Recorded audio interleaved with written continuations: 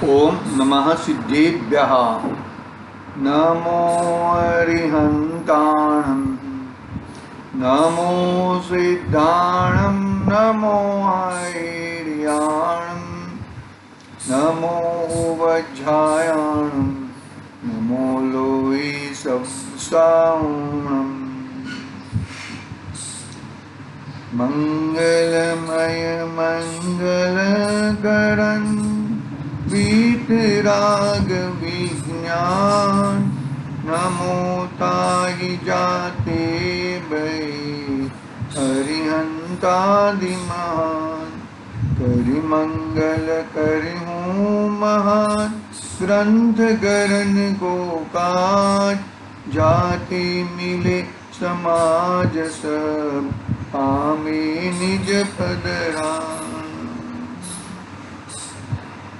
पूछें।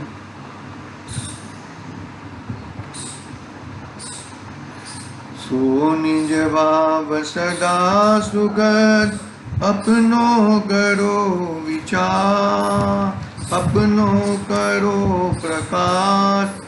हे बहु विधि भव दुख टणी, करे छे सत्तानाश।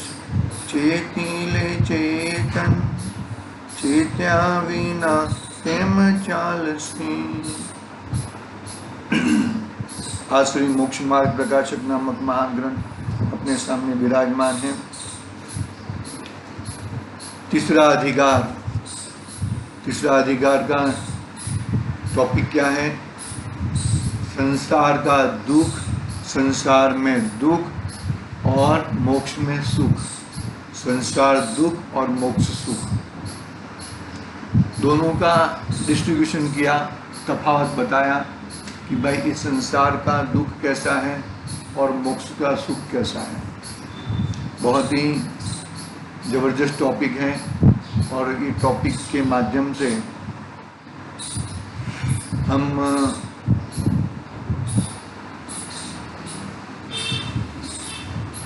दुख क्या चीज है और सुख क्या चीज है वो तो पहले जान ले, और वो दुख कैसा है और सुख कैसा है वो भी जान ले। फिर आगे बढ़ेंगे कि भाई अब मुझे दुखों में रहना है कि सुखों में आना है, वो तब में मालूम पड़ेगा ना।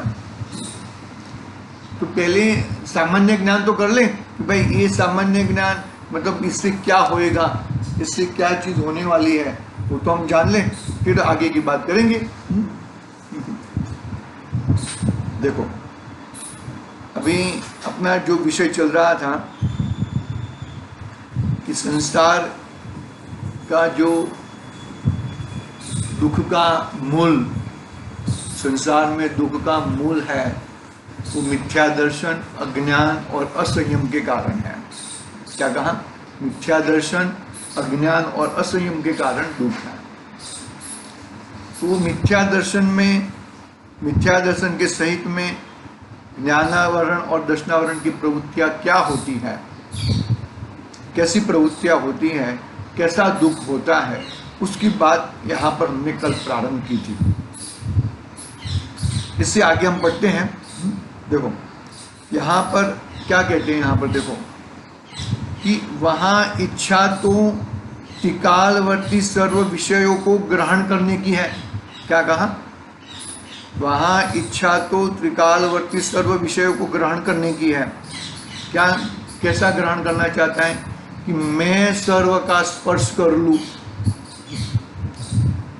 देखना ऐसे ऐसे बहुत सारे किस्से मैंने सुने हैं और आए भी हैं। मैं सर्व का स्पर्श कर लूँ, सर्व का स्वाद लूँ, सर्व को सूंघूं, सर्व को देखूं, सर्व को सुनूं, सर्व को जानूं। इच्छा तो इतनी है परंतु शक्ति इतनी नहीं है कि की इंद्रियों के सन्मुख आने वाले वर्तमान स्पर्श, रस, गंध, वर्ण और शब्द, इनमें से किसी को किंचित मात्र ग्रहण करे तथा स्मरणादिक से मन द्वारा किंचित जाने, सो भी बाह्य अनेक कारण मिलने पर सिद्ध हो। क्या कहा कि मैं सबको स्पर्शू, मैं सबको स्वाद लूं, सबको चख लूं, सब खाना खा लूं, सर्व को सूंघू, सर्व को सुनूं, सर्व को देखूं, सर्व को जानो, इतना ये सब है। देखो स्पर्शन इंद्रिय में जो 5 इंद्रियां हैं, इसमें 5 तिर्यंच के जीवों के उदाहरण के द्वारा ग्रंथाधिराज विस्तार में समझाया है। स्पर्शन में हाथी को लिया, स्वाद में वो सूंघने में भंवरे को लिया, देखने में पतंगियों को देखा, सुनने में हिरण को लिया, और स्वाद में किसको लिया याद नहीं आ रहा है, याद आ जाएगा तो बता देंगे। तो ये सब प्रख्यात है 5 इंद्रिया। लेकिन एक जीव है ना, ये मनुष्य का दिव्या जीव, उसको 5 इंद्रियों का भोगवटा एक साथ में चाहिए। हकीकत में एक साथ में एक समय में एक ही इंद्रिय का भोगवटा हो सकता है, 5 इंद्रिय का भोगवटा एक साथ में हो सकता नहीं है। जब वो मतलब आप बारीकाई से भी देखोगे ना, आपको भी इतना ध्यान होएगा कि जब हम टेस्ट कर रहे हैं तब स्पर्श का ध्यान नहीं होएगा, और जब स्पर्श का ध्यान हो रहेगा तब टेस्ट का ध्यान नहीं होएगा। जब हम देख रहे हैं तब सुन नहीं पा रहे हैं, और जब सुन पा रहे हैं तब देख नहीं रहे हैं। ये दोनों मतलब 5 इंद्रियों का भोगवटा ये जीव को एक साथ में कभी नहीं हो सकता। हाँ, वो जो 63 का पुरुष है ना, वो सब एक साथ में कर सकते हैं। भरतेश वैभव में आया भरत चक्रवर्ती महाराज के बारे में कि वो सब कुछ साथ में कर सकते हैं। अच्छा, वो उनका कौन क्या इतना कर्ण इंद्रिय इतना होता है, इतना तेज रहती है कि कौन उनके बारे में कौन कह रहा है। उनके जो पशुधन है, मानो के जो हाथी हैं, घोड़े हैं, तो कौन घोड़ा आवाज कर रहा है, कौन हाथी आवाज कर रहा है, इतनी उनकी स्मरण शक्ति रहती है। और देखने की शक्ति, मतलब एक साथ में ये सब 5 इंद्रियों का भोगवटा कर सकते हैं वो। आई बात समझ में? मतलब वो देखने की शक्ति की बात नहीं चल रही यहाँ पे, 5 इंद्रियों का भोगवटा वो साथ में कर सकते हैं। लेकिन हमारे जैसे जीवों को तो ये पॉसिबल नहीं है। तो क्यों? मतलब ये करना चाहता है सब कुछ और हो सकता है कुछ भी नहीं। इतनी शक्ति चाहिए उसको, क्या है, उसको सभी पदार्थों को ग्रहण करना है, सभी पदार्थों को वो करना है। मतलब ये सब करने के बावजूद भी वो कर सकता नहीं है। देखो,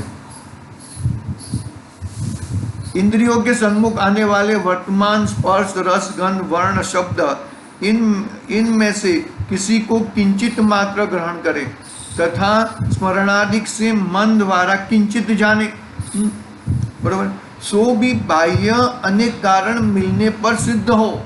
बहुत बाहर कार्य, देखो अंधेरा न होना चाहिए, लाइट अच्छी होनी चाहिए, तब जाके मैं ये कार्य सुई में धागा पुरूंगा।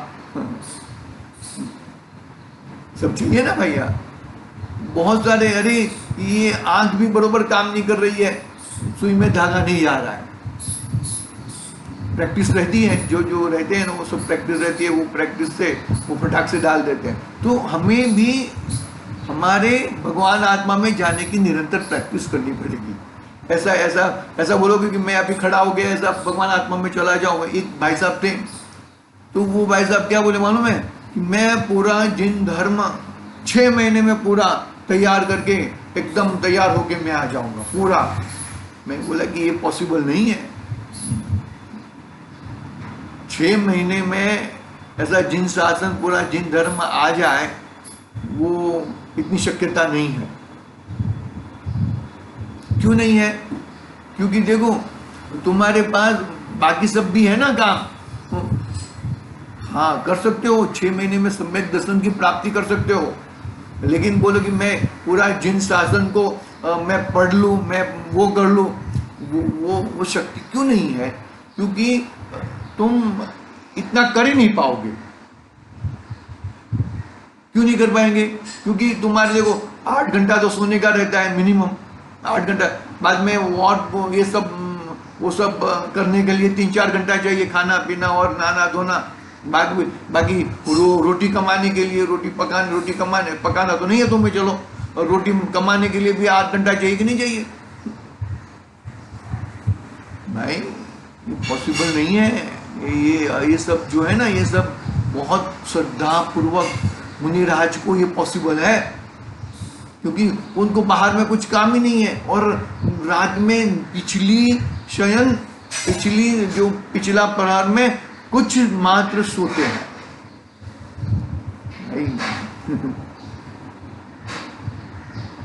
कोई बोलने के लिए आवेश में आगे कभी बोल देते हैं, लेकिन क्या मतलब है? तो क्या हुआ यहाँ पे? बाह्य अनेक कारण मिलने पर सिद्ध हो, बहुत बाहर के बहुत सारे कार्य मिले तब वो सिद्धि हो सकती है। मुझे स्पर्श करना है, मुझे रस चखना है, मुझे देखना है, मुझे सुनना है, मुझे सूंघना है, तो बहुत सारी चीजें बाद में मिले तभी वो सब हो सकती हैं। इसलिए इच्छा कभी पूर्ण नहीं होती।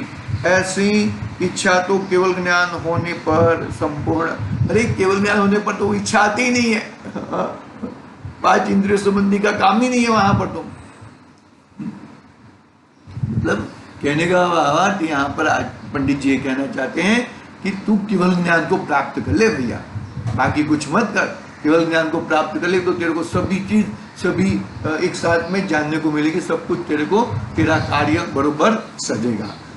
यानी कि बाह्य कार्य तो अभी भी नहीं कर सकता, और केवल ज्ञान होने के बाद भी करेगा, ऐसी भी बात नहीं है, ऐसी कोई बात नहीं है। लेकिन भैया केवल ज्ञान प्रकट करना ही तेरा ध्येय होना चाहिए, तुझे बस और कुछ तेरा ध्येय होना चाहिए नहीं।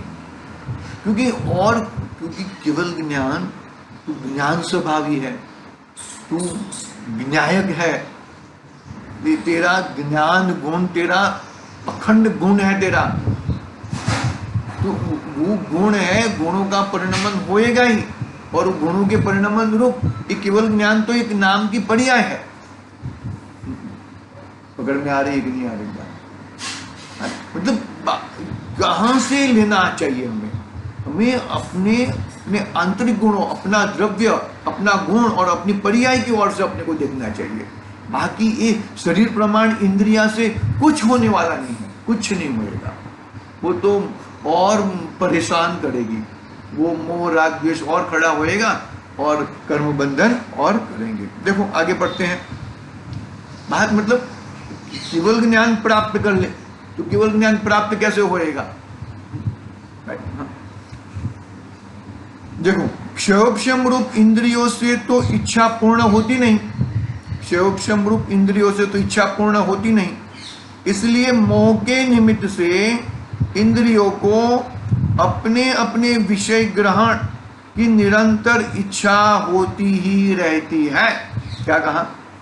क्षयोक्षम मतलब जो इंद्रियों, मुझे अभी मानो के कोई टेस्ट करने के लिए दिया, तो मुझे वो टेस्ट करता हूँ, वो समय मेरा ज्ञान और किधर चल रहा है तो मुझे मालूम नहीं पड़ रहा है। मुझे वहां पे एकाग्रता करनी पड़ती है, बरोबर है। फिर मैं वो मत देखो, क्षयोक्षम रूप यानी कि मुझे मेरा सभी जगह से ज्ञान को छोड़ के वहां पे केंद्रित करना पड़ता है। भाई अभी मैं चखने रूप कार्य कर रहा हूं, यानी कि मेरी अभी रसना इंद्रिय तेज हो जाएगी। मैं अभी देखने रूप कार्य करता हूं, भले एक समय की है, एक समय एक दूसरे समय दूसरे, इतनी फास्ट घूमती है, इसके लिए अपने को लगता है कि 5 इंद्रियों का हम साथ में कार्य कर रहे हो। ऐसा होता नहीं है। जब तुम चख रहे हो तब तुम बोल नहीं पाओगे, शब्द नहीं निकलेंगे, तो तुम चखने का रूपी ज्ञान हुआ, फिर बोलने का रूपी ज्ञान करना पड़ेगा कि भाई उसमें ये कम है, ये कम है, ये कम है। ये है ये सूक्ष्म ज्ञान, और ये तुम्हारा ज्ञान का मतलब क्या बोलते हैं, ज्ञान की कमजोरी। पूर्ण ज्ञान प्रकट करना है तो केवल ज्ञान बोल प्रकट कर लो, वो तो बोल दिया पंडित जी ने। देखो, क्षयोक्षम रूप इंद्रियों से तो इच्छा पूर्ण होती नहीं है, इसलिए मोह के निमित्त से इंद्रियों को अपने अपने विषय ग्रहण की निरंतर इच्छा होती ही रहती है। क्या? इसलिए मोह के निमित्त से इंद्रियों को अपने अपने विषय ग्रहण की इच्छा निरंतर होती ही रहती है, इससे आकुलित होकर दुखी हो रहा है। किसके निमित्त से? मोह के निमित्त से। मोह के निमित्त से इंद्रियों को अपने अपने विषय ग्रहण की इच्छा निरंतर होती रहती है, अपने अपने विषय ग्रहण की। 5 इंद्रिय, तो ये इंद्रिय ये विषय ग्रहण करेगा, ये इंद्रिय ये विषय ग्रहण करेगा। ज्ञान अलग चीज है। ज्ञान तो 5 इंद्रियों के साथ में ज्ञान से ही होता है, ऐसा नहीं है इंद्रियों से। अरे अकेली इंद्रिय क्या करेगी? ज्ञान चाहिए, और वो ज्ञान सूक्ष्म ज्ञान और किधर घूम रहा है तो तुम्हें यहाँ का क्या चल रहा है वो भी मालूम नहीं पड़ेगा। प्रवचन में बैठे हो, कान में शब्द पढ़ रहे हैं, लेकिन तुम्हारा ज्ञान दूसरी जगह भी चल रहा है। तुम्हारा ज्ञान का उघाड़ ज्ञान वो दूसरी जगह भी चल रहा है। अरे उससे पैसा लेना है, उससे ये करना है, उससे ये करना है, तो तुम्हें शब्द यहाँ पे पढ़ रहे हैं फिर भी तुम नहीं सुन रहे हो। क्यों भाई, ऐसा क्यों हो रहा है? ज्ञान वहां पर मौजूद नहीं है अभी फिलहाल, ज्ञान दूसरी जगह पे ड्यूटी है। भैया ये सब ज्ञान की मतलब ये जो इंद्रियों के माध्यम से जानना देखना, वो मेरे ज्ञान की पराधीनता है। मेरा ज्ञान तो स्वाधीन है, मेरा द्रव्य अनुसार है, और मैं इतना ज्ञानवान होने के बावजूद भी मुझे इंद्रियों का अवलंबन लेना पड़ता है। वो मेरी कमजोरी है। देखो यहां पर कहा ये आ गया, देखो हाँ वो मछली का उदाहरण, यहाँ पे उदाहरण ले लिया है पंडित जी ने। देखो आगे पढ़ते हैं। हाँ, ऐसा दुख हो रहा है कि किसी एक विषय ग्रहण के अर्थ अपने मरण भी नहीं गिनता। ऐसा दुखी हो रहा है। देखो क्या कहते हैं यहाँ पर, इसलिए मोह के निमित्त से इंद्रियों को अपने अपने विषय ग्रहण की निरंतर इच्छा होती ही रहती है, उससे आकुलित होकर दुखी हो रहा है। उससे आकुलित होकर दुखी हो रहा है, क्योंकि ये बरोबर नहीं आ रहा, ये बरोबर नहीं आ रहा, ये वो नहीं है, वो नहीं है, ये फलाना, ये वो। हाँ भाई, याद तुम्हारे मति ज्ञान में ये सब जरा तुम पिक्चर खड़ा करना 5 इंद्रियों के संबंध में, तो तुम्हें खुद अनुभव होएगा कि ये मुझे आकुलता हो रही है कि नहीं आकुलता हो रही है। देखो हाँ, ऐसा दुख हो रहा है कि किसी एक विषय के ग्रहण के अर्थ अपने मरण को भी नहीं गिनता। अरे इतना चला जाता है। देखो 5 इंद्रियों के संबंध में ये चीज बताते हैं, और ये जीव को तो 5 इंद्रियों का भोगवटा एक साथ में चाहिए, तो ये मनुष्य पर्याय का क्या होएगा? आई बात समझ में? देखो जैसे हाथी को कपट की हाथिनी, कपट की हाथी नहीं के चित्र है, हाथिनी नहीं है वहां पर। जैसे हाथी को कपट की हाथिनी शरीर स्पर्श करने की मतलब उसको छूने की। हम भी और टीवी देखते हैं, बरोबर है, तो टीवी देखते हैं तो टीवी में ऐसा कोई पिक्चर देखने के गए हैं, नहीं देखना चाहिए। ऐसे पिक्चर देखनी नहीं चाहिए, ऐसे टीवी सीरियल देखनी नहीं चाहिए, लेकिन वो हम लोग हो जाते हैं ना, कामोस्तक हो जाते हैं। आई ना गड़बड़? तो वहां पर हाथी को कपट के लिए पिक्चर रखा है। यहाँ पे टीवी में पिक्चर आता है, ऐसा पिक्चर रखा है वहां पे। हाँ, हाथी को कपट की हाथिनी की शरीर स्पर्श करने की, बरोबर है। फिर मच्छ को बंसी में लगाया हुआ मांस का स्वाद लेने की।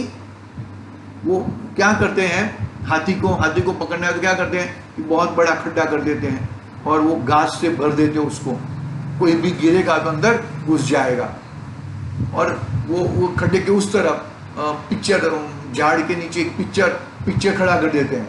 एक्चुअल में असल में हाथनी नहीं है वहां पर, और वो पिक्चर को देख के वो हाथी दौड़ा जाता है और वो खड्डे में गिर जाता है। दिनों तक वो उसको, हाथी को वहां पर ऐसा कैसा रखते हैं, दिनों तक, दिनों क्या महीनों तक। फिर जाके वो जो जिसने कावतरा किया है ना, वो आता है, उसको पानी पिलाता है, उसको पंपालता है, वो करता है, वो करता है। पर फिर जाके ये हाथी उसके वश में ऐसा हो जाता है कि ये ही मेरा भगवान है, ये बोलेगा वही मैं करूंगा। कितना बेवश हो जाता है। हाथी की ताकत सबसे ताकतवर, यदि प्राणी किया जाए तो वो प्राणी है, एनिमल है, वो हाथी है। चाहे वो कुछ भी कर सकता है।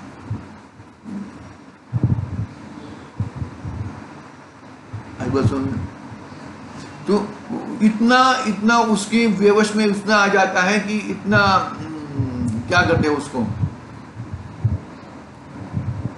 भाई, पकड़ना बात को अच्छी तरह से।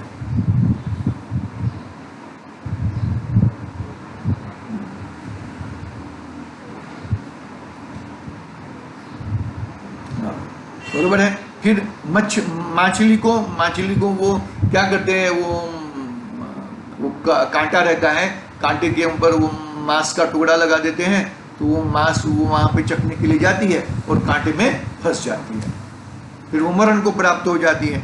बरोबर है। और ब्रह्मर कहाँ पर है, वो कमल के फूल को सुगंध में इतना मशगूल हो गया है, तो सूर्यास्त में कमल का फूल बिड़ जाता है तो पूरे दरवाजे बंद हो जाते हैं कि मैं निकलता हूँ, वो निकल नहीं पाता है। वो भमरे में ताकत नहीं है ना कि ये जो है ना लकड़े का पूरा आर पार कर दे, लेकिन वो इतना प्रेम करता है पखुड़ियों से, इतनी स्मेल से, तो वो उसको कुछ टच भी ना हो, इस तरह से वो रहता है। लेकिन वो उसका श्वास रुंध जाता है, और रुंध जाता है तो वो वहां पे मर जाता है, इधर मर जाता है, नहीं तो कोई रात को जंगली प्राणी आते हैं और उसको फूल को खींचते हैं और उसका खुराक बन जाता है। इस तरह की ये भमरा की वृत्ति रहती है। देखो भमरे को बहुत ही अच्छे उदाहरण के लिए भी किया कि भाई यदि कुछ चीज चाहिए, कुछ चाहिए तो किसी को बिल्कुल परेशानी ना हो, ऐसा भ्रमर वृत्ति होनी चाहिए अपनी। किसी को जरा भी तकलीफ है तो वहां पे मुनिराज आहार नहीं लेते, ऐसा वो अलग उदाहरण है। आगे भमरे को कमल की फूल सुगंधने की, बरोबर है। पतंगे को दीपक का वर्ण देखने की, बरोबर है। और हिरण को राग सुनने की इच्छा ऐसी होती है कि तत्काल मरणाभासित हो, तथापि मरण को नहीं गिनते, मर जाते हैं।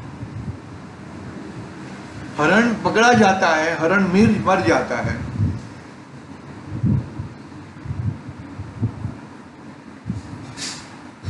विषयों का ग्रहण करने पर उसके मरण होता है। विषयों का ग्रहण करने पर, विषय सेवन नहीं करने पर इंद्रियों की पीड़ा अधिक भाषित होती है। यदि वो विषय सेवन नहीं ग्रहण करेगा तो मन के अंदर अरे मेरा ये क्या, मेरे को ये नहीं मिलता है, मेरे को वो नहीं मिलता है। इस तरह विषय सेवन नहीं करने पर इंद्रियों की पीड़ा अधिक भासती है। इन इंद्रियों की पीड़ा से पीड़ित रूप सर्व जीव निर्विचार होकर जैसे कोई दुखी पर्वत से गिर पड़े वैसे ही विषयों में छलांग लगाते हैं। क्या कहा कि इन इंद्रियों की पीड़ा से, कितना जबरदस्त, कितना पंडित जी का कितना है, कितनी मतलब बात बता दी कि विषय सेवन नहीं होने पर इंद्रियों की पीड़ा भाषित होती है, पीड़ा अधिक भाषित होती है। इन इंद्रियों की पीड़ा से पीड़ित रूप सर्व जीव निर्विचार होकर जैसे कोई दुखी पर्वत से गिर पड़े वैसे ही विषयों में छलांग लगाते हैं। क्या कहा? इन इंद्रियों की पीड़ा से पीड़ित रूप सर्व जीव निर्विचार होकर जैसे कोई दुखी पर्वत से गिर पड़े वैसे ही विषयों में छलांग लगाते हैं, नाना कष्ट से घन उत्पन्न करते हैं, उसे विषय के अर्थ खोते हैं तथा विषयों के अर्थ जहाँ मरण होना जानते हैं वहाँ भी जाते हैं। नरकादि के कारण जो हिंसादिक कार्य उन्हें करते हैं तथा क्रोधादि कषायों को उत्पन्न करते हैं। पूरी बात बता दी। देखो, यदि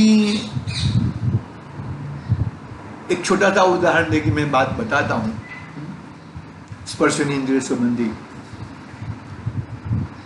एक लड़की है और एक लड़का है, दोनों की शादी हो गई। लड़की ने बाल ब्रह्मचारी व्रत वध पक्ष का यानी कि कृष्ण पक्ष का लिया था पहले ही, मैरिज के पहले, और लड़के ने कृष्ण शुक्ल पक्ष का लिया था, शुक्ल पक्ष में ऐसा। तो अब ये दोनों की शादी हो गई, मालूम नहीं होएगा भी ऐसा तो नहीं हो सकता है ना, लेकिन ऐसा हुआ। तो कहने का भावार्थ, जब वो कृष्ण पक्ष होता है तब वो बहुत छलांग लगाता है, और वो वध पक्ष होता है, शुक्ल पक्ष होता है तो वो छलांग लगाता है। तो कहने का भावार्थ बाद में मालूम पड़ता है, बाद में वो तो स्टोरी मैं वो बताना नहीं चाहता हूँ। मैं ये बताना चाहता हूँ कि ये जब विषय की वासना होती है तब उसको कितनी तकलीफ होती है, वो बात बताना चाहता हूँ। देखो, नरकादि के कारण जो हिंसादि कार्य उन्हें करते हैं तथा क्रोधादि कषायों को उत्पन्न करते हैं। ठीक है, यहाँ तक अपना हुआ है, आगे की बात कल करेंगे। आज के लिए ओम नमः सिद्धि निज निधि निज में